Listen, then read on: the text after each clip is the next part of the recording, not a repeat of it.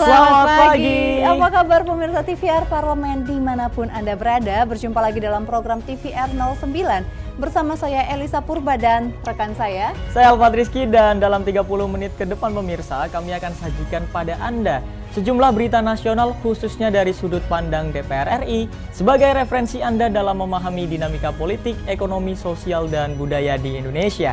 Dan pemirsa TVR Parlemen, inilah TVR 09 selengkapnya.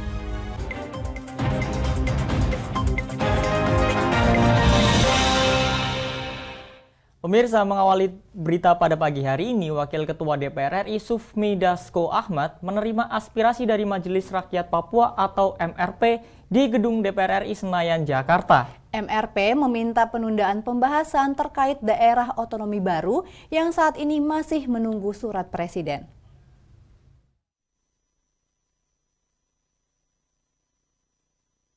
Wakil Ketua DPR RI Sufmi Dasko Ahmad yang ditemui di Gedung Nusantara 3 Senayan, Jakarta mengatakan pimpinan DPR RI akan mencoba mengkomunikasikan agar kegiatan-kegiatan itu diatur formulanya agar semua berjalan dengan baik. Terkait dengan daerah otonomi daerah baru, ada 3 daerah, itu undang-undang yang pada saat ini sedang menunggu surpres, agar dapat ditunda pembahasannya sampai dengan hasil judicial review MK yang sudah 6 kali menjalani sidang. Tadi kami sampaikan bahwa kami akan komunikasikan kepada komisi terkait sambil menunggu putusan MK yang mungkin sebentar lagi, sambil menunggu surpres tentunya dapat dipertimbangkan untuk pembahasannya parsial menunggu putusan MK. Sementara itu, Ketua Majelis Rakyat Papua, Timotius Murib berharap aspirasi perwakilan masyarakat Papua dapat ditindaklanjuti. Untuk bisa dikomunikasikan bersama pemerintah, Timotius juga berterima kasih kepada pimpinan DPR RI yang telah menerima aspirasi tersebut untuk keberlangsungan dan kesejahteraan masyarakat Papua. Pending atau ditunda sampai ada keputusan Mahkamah Konstitusi. Oleh karenanya kami menyampaikan aspirasi kepada Bapak Wakil DPR RI dan beliau sangat respon aspirasi yang disampaikan oleh Majelis Rakyat Papua. Zikri Yasertodenus, TVR Parlemen melaporkan. Masih dari Wakil Ketua DPR RI pemirsa, Sufmi Dasko Ahmad yang mengimbau agar Kemenkes serius menangani hepatitis misterius yang dilaporkan sudah terdeteksi di Indonesia. Dan Sufmi Dasko Ahmad mendesak agar penanganan kasus hepatitis ini dilakukan dengan cepat agar tidak ada kekhawatiran menjadi pandemi. Wakil Ketua DPR RI Sufmi Dasko Ahmad yang ditemui di Gedung Nusantara 3 Senayan, Jakarta baru-baru ini mengatakan, pimpinan DPR RI akan meminta Komisi 9 untuk segera melakukan koordinasi dengan Kementerian Kesehatan untuk mencari tahu penyebab merebaknya kasus hepatitis tersebut. Sufmi Dasko juga berpendapat pengalaman sudah didapat di mana kejadian sebelumnya seperti COVID-19 harus diantisipasi dan DPR RI mendorong Kementerian Kesehatan untuk lebih serius dalam mengantisipasi kasus hepatitis tersebut.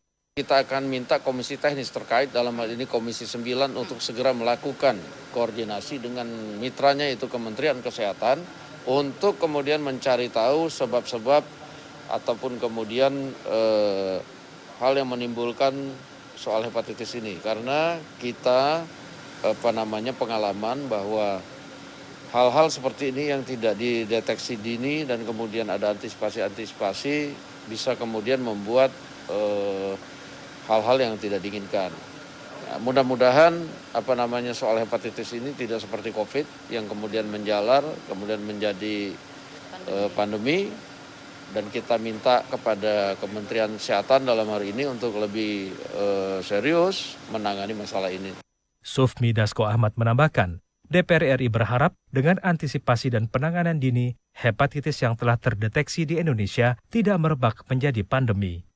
Zikri Yasertodenus, TVR Parlemen melaporkan. Komisi 10 DPR RI menerima masukan dari Sivitas Akademika Universitas Negeri Surabaya. Dan beritanya sesaat lagi, pastikan Anda bersama kami di TVR 09.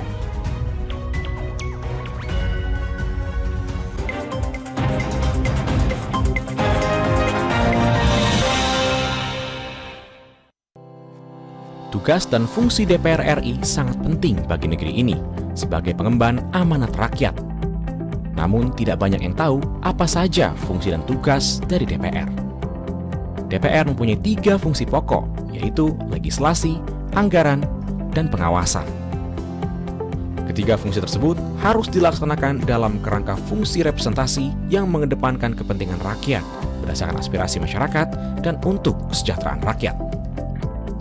Dari fungsi legislasi, DPR RI mempunyai tugas dan wewenang untuk menyusun dan menetapkan program legislasi nasional bersama dengan pemerintah, menyusun dan membahas rancangan undang-undang, menerima rancangan undang-undang dari DPD, membahas rancangan undang-undang yang diusulkan oleh Presiden ataupun DPD, menetapkan undang-undang bersama dengan Presiden, menyetujui atau tidak menyetujui peraturan pemerintah pengganti undang-undang yang diajukan Presiden untuk ditetapkan menjadi undang-undang.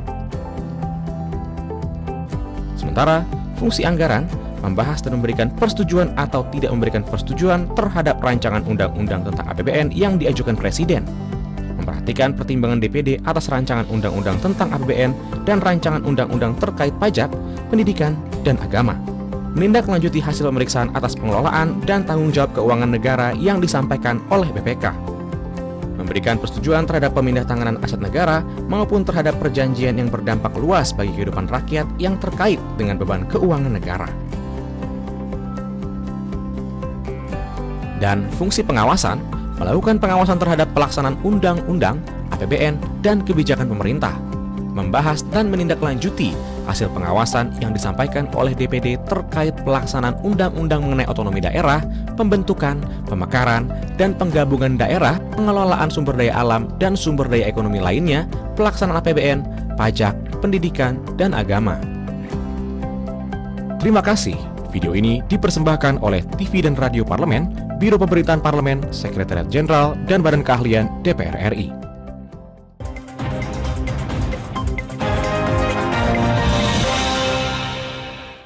Kembali di TVR 09. Pemirsa, Komisi 10 DPR RI menerima masukan dari kampus UNESA terkait sejumlah masalah yang ada di perguruan tinggi. Pihak kampus UNESA berharap Kemendikbudristek dapat mengevaluasi program Merdeka Belajar Kampus Merdeka atau MBKM agar tidak menimbulkan polemik di perguruan tinggi. Dijumpai usai memimpin pertemuan dengan Rektor beserta jajaran Sivitas Akademika Universitas Negeri Surabaya, Wakil Ketua Komisi 10 DPR RI, Abdul Fikri Fakih, mengungkapkan pihak kampus UNESA mengeluhkan program Merdeka Belajar Kampus Merdeka yang digagas Kementerian Pendidikan Kebudayaan Riset dan Teknologi. UNESA ini banyak sekali kita mendapatkan masukan-masukan, baik itu problematika pelaksanaan MBKM, Merdeka Belajar dan Kampus Merdeka, maupun sampai kepada hal yang secara sangat teknis ya. Tapi ini bagus ya bagi pendidikan secara umum. Selain itu, permasalahan yang ditemui di lapangan terkait akreditasi perguruan tinggi. Di dalam proses akreditas perlu ada standarisasi seperti biaya yang mesti dikeluarkan oleh setiap perguruan tinggi tidaklah sedikit. Abdul Fikri Fakih menilai perguruan tinggi negeri mampu untuk mempersiapkan biaya akreditasi yang dibutuhkan. Akan tetapi, perguruan tinggi swasta akan terbebani secara finansial.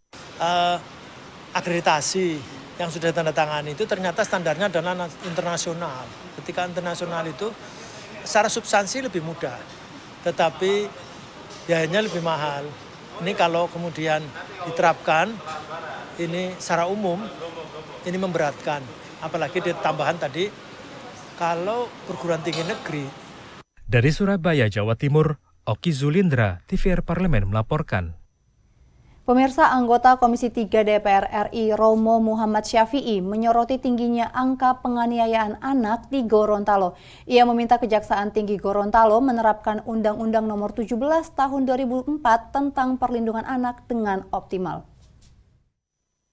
Komisi 3 DPR RI mendorong Kejaksaan Tinggi Gorontalo meningkatkan kinerja penegakan hukum dan optimalisasi penerimaan negara, khususnya dalam kasus penganiayaan anak, pertambangan ilegal, dan tindak pidana korupsi. Untuk itu, program punishment dan reward perlu ditegakkan bagi para jaksa.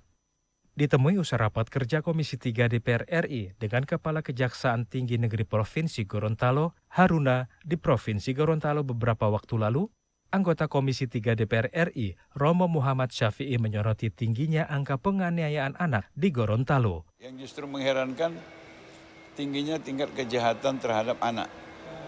Ya, laporan di tahun 2021 saja itu ada 75 ya, dan di 2022 baru sampai bulan April ini sudah 56. Itu tadi yang kita minta kepada Kejaksaan.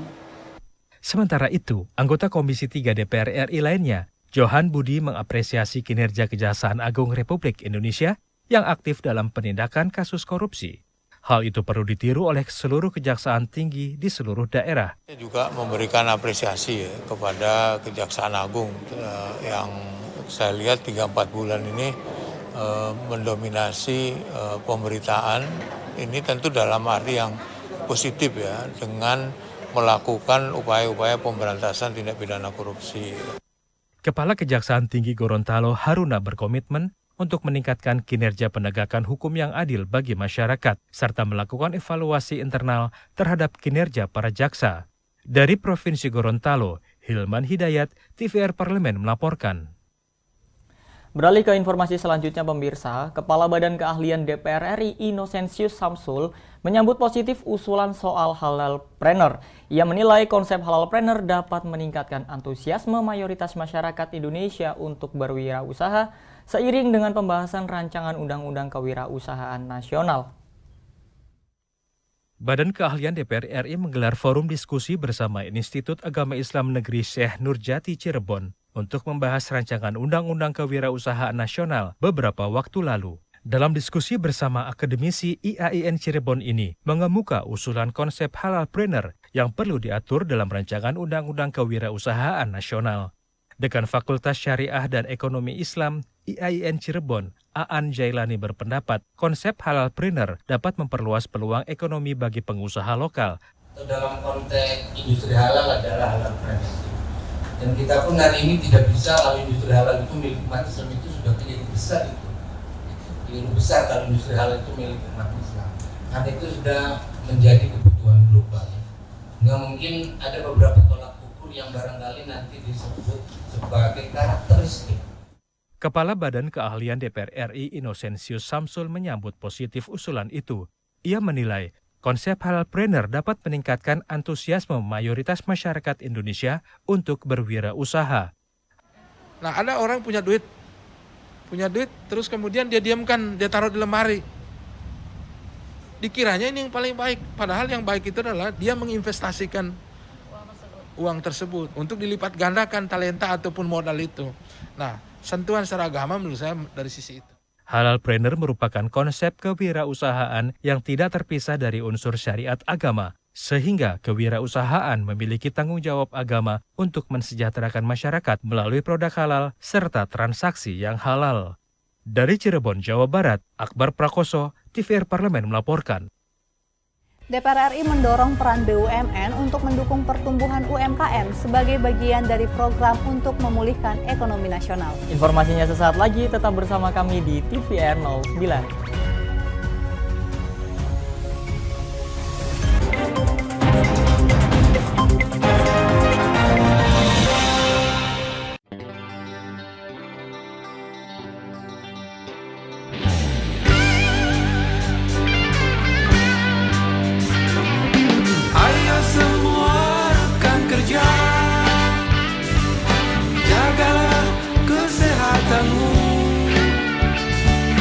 Jangan lupa cuci tangan pakai sabun.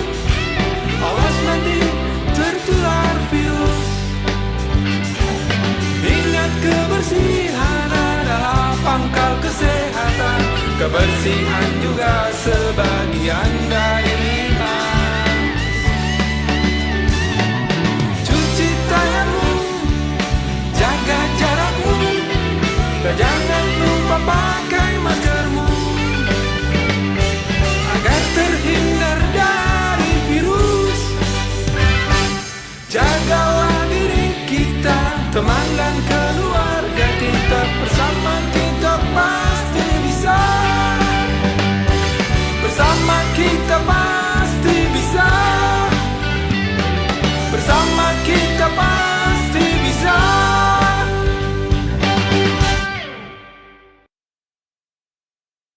Virus corona menjadi perbincangan dunia. Beberapa negara sudah terjangkit. Ribuan orang di Indonesia terkena virus ini. Kita perlu antisipasi dengan melakukan hal berikut. Cuci tangan dengan sabun dan antiseptik. Gunakan masker atau penutup mulut saat bersin dan batuk. Masak telur dan daging hingga matang. Hindari kontak dengan hewan. Tidak saling berjabat tangan. Tidak berinteraksi dengan penderita. Jika memiliki demam tinggi, batuk, pilek, gangguan pernafasan, sakit tenggorokan, dan letih lesu, segera periksakan ke dokter. Waspada virus corona, cegah penyakit sejak dini.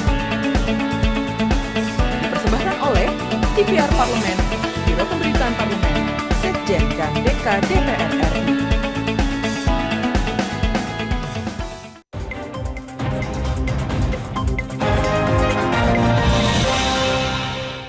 Kembali di TVR 09. Pemirsa, dalam berbagai kesempatan, Komisi 6 DPR RI selalu menekankan agar BUMN dengan aset dan infrastruktur yang dimiliki bisa menggandeng serta mensupport UMKM di Indonesia. Dukungan kepada UMKM adalah upaya agar pemulihan ekonomi di Indonesia berjalan dengan lebih cepat pasca pandemi COVID-19 yang melemahkan perekonomian masyarakat. Selengkapnya, mari kita simak liputan mendalam yang telah dirangkum oleh tim redaksi TVR Parlemen.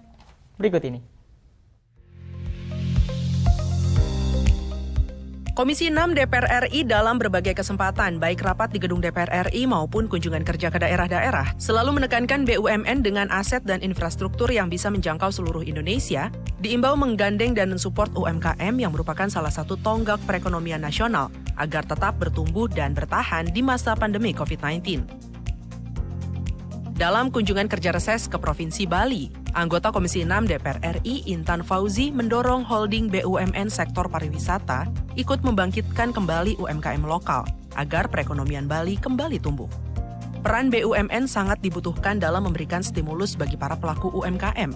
Intan pun mengkritisi minimnya pelibatan SDM dan UMKM lokal di Bali dalam berbagai acara berskala besar yang digelar PT Aviasi Pariwisata Indonesia maupun BUMN lain. Hal itu sangat kontraproduktif dengan semangat BUMN yang digaungkan pemerintah agar membantu menghidupkan geliat UMKM dan perekonomian daerah termasuk di Bali. UMKM, industri lokal semua harus diberdayakan. Antara lain misalnya tentu adalah tenaga kerja. Berdayakan tenaga kerja yang ada, juga event-event, calendar of event melibatkan organisasi-organisasi, SDM, jangan didatangkan dari luar tapi yang ada di Bali. Intan Fauzi mendorong pemerintah dan BUMN terus melakukan promosi secara gencar agar produk-produk UMKM dan kearifan lokal Bali pada setiap event berskala internasional, baik di dalam maupun luar negeri, apalagi tahun ini Indonesia menjadi tuan rumah KTT G20 maupun P20. Dengan begitu, produk UMKM Bali kembali mendunia.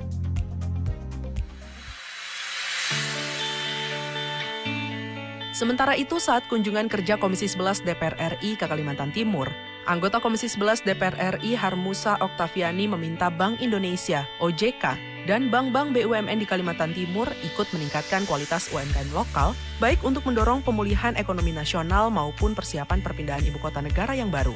BI bersama OJK dan seluruh stakeholder terkait perlu melakukan program pendampingan dan pembinaan terhadap UMKM di Kalimantan Timur. Menurut Harmusa, kualitas SDM akan berpengaruh terhadap standar kualitas UMKM di Kalimantan Timur sebagai penunjang kesiapan daerah menjadi ibu kota negara. Mungkin standar yang ada di daerah, Pak, dengan standar nasional, khususnya di ibu kota kita sekarang Jakarta, itu berbeda. Nah mungkin bukan hanya BI, OJK, Bank Himbara memberi bantuan kepada pihak-pihak atau pelaku UMKM, tapi juga memberi binaan. Karena apa? Kita ingin menyamakan standar daerah dengan yang ada di ibu kota sekarang. Kebangkitan UMKM akibat pandemi COVID-19 juga pernah disuarakan Wakil Ketua DPR RI Muhaimin Iskandar. dengan mendorong pemerintah melakukan pembenahan infrastruktur dan terus melakukan promosi atas produk-produk UMKM asal Indonesia.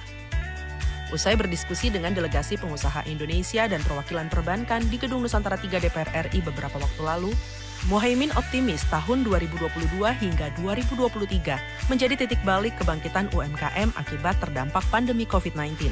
UMKM memang masih bergantung pada bantuan biaya dan pendampingan produksi hingga distribusi yang sempat sulit dilakukan selama masa pandemi. Adanya tren perbaikan ekonomi ke depan tidak boleh diabaikan, melainkan harus dimanfaatkan untuk membangkitkan UMKM sekaligus perekonomian nasional. Akan banyak momentum-momentum ekonomi untuk recovery terhadap 2 tahun pandemi yang tidak efisien. Bahkan sebetulnya sejak 2021 telah dilakukan restarting ekonomi yang cukup baik.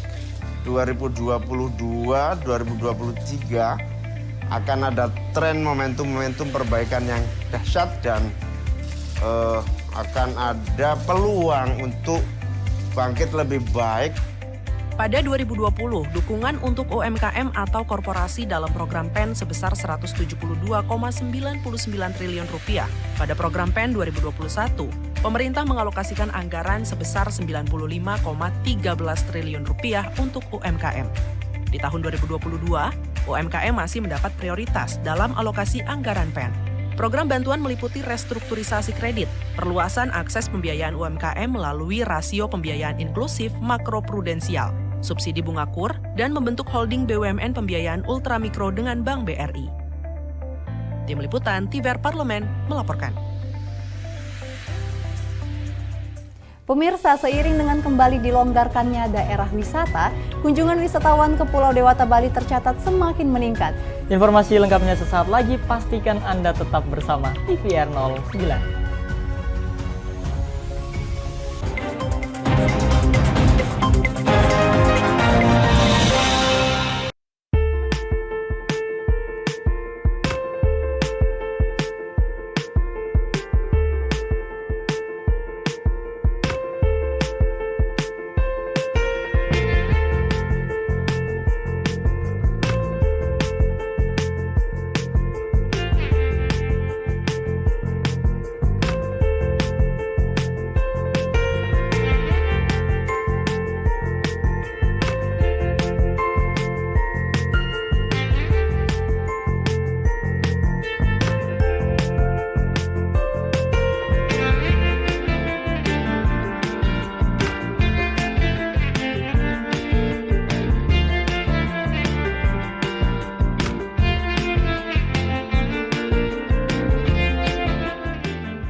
Ingat selalu protokol kesehatan dengan melakukan 5M.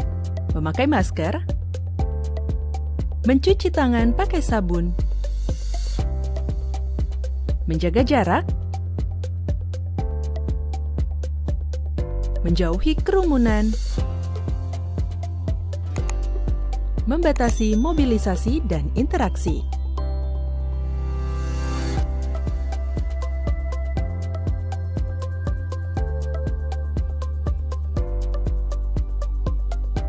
Dipersembahkan oleh Biro Pemberitaan Parlemen, Sekretariat Jenderal DPR RI.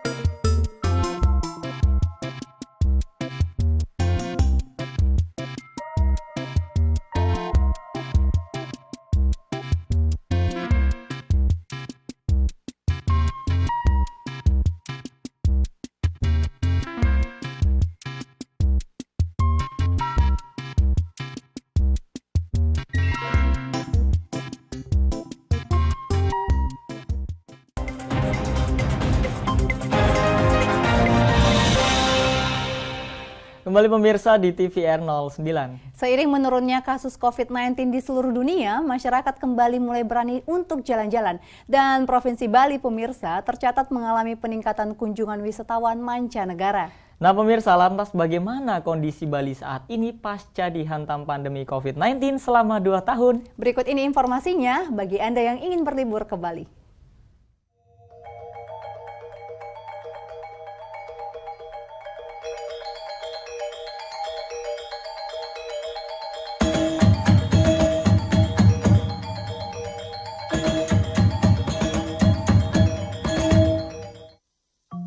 Halo pemirsa, jumpa lagi dengan liputan ringkas khas TVR 09. Kali ini kita akan berjalan-jalan ke salah satu destinasi andalan Indonesia, yaitu Pulau Bali. Berbicara tentang Pulau Bali, tentunya sangat lekat dengan pariwisatanya ya. Budaya, kuliner, dan pesona alamnya menjadi magnet yang menarik wisatawan, baik lokal maupun mancanegara. Banyak pilihan tempat wisata yang bisa dijelajahi, mulai dari keindahan alam gunung, air terjun, pusat peribadatan, pusat kuliner, dan hiburan, hingga pantai berpasir putih dengan ombak yang bergulung-gulung. Usai dihantam pandemi COVID-19, sektor pariwisata Bali kini mulai bangkit kembali, seiring dengan melandainya kasus COVID-19 dan kebijakan pemerintah yang mendukung pariwisata.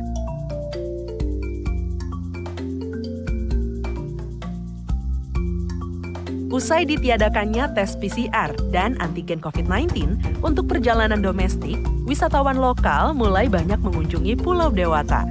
Terbukti, jumlah penerbangan domestik ke Bali pada Maret 2022 naik hingga 52% dibandingkan dengan bulan April. Lantas, bagaimana dengan wisatawan asing? Ternyata, jumlah wisatawan asing pada bulan Maret 2022 juga naik signifikan loh. Terbukti berdasarkan data yang dirilis Badan Pusat Statistik Bali, kunjungan wisatawan mancanegara pada bulan Maret naik hingga mencapai 1000% dari bulan sebelumnya.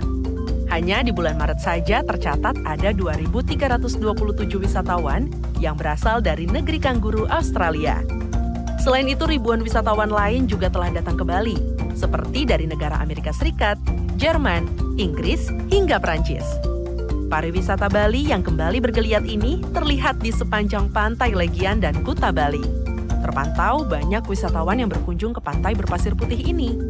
Mereka menikmati pantai dengan beraneka kegiatan seperti bermain pasir, berjemur, bermain voli pantai, atau hanya sekedar bermain air dengan keluarga tercinta. Tidak ketinggalan, ada juga aktivitas berselancar yang populer dilakukan di sini. Pantai Legian Bali banyak diminati oleh para peselancar karena ombaknya yang sangat cocok untuk aktivitas selancar. Baik bagi Anda yang pemula dalam berselancar maupun yang sudah ahli.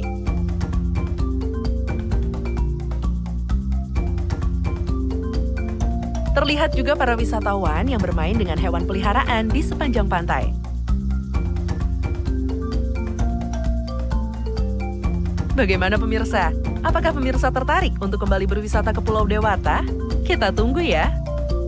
Sekian dulu liputan kita kali ini. Sampai jumpa di liputan menarik berikutnya.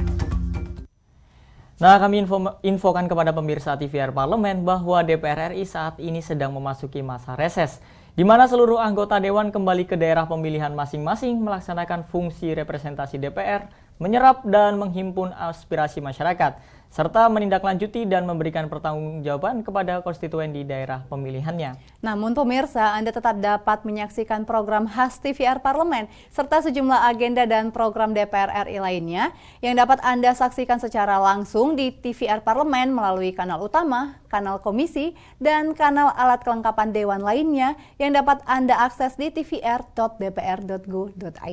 Dan pemirsa TVR Parlemen, demikian TVR 09 edisi pagi ini.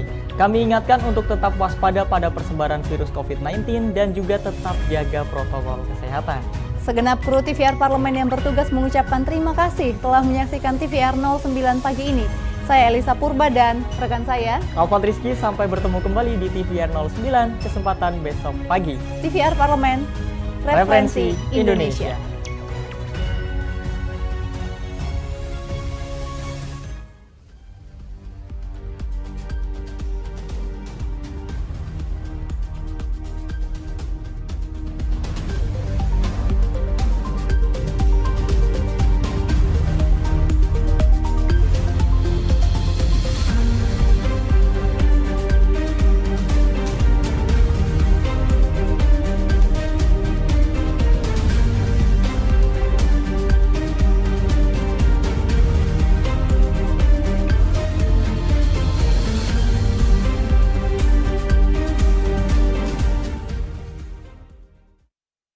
Badan Akuntabilitas Keuangan Negara atau BAKN sebagai alat kelengkapan dewan yang bersifat tetap dalam pengawasan penggunaan keuangan negara yang berfungsi untuk melakukan telaahan terhadap laporan hasil pemeriksaan BPK RI.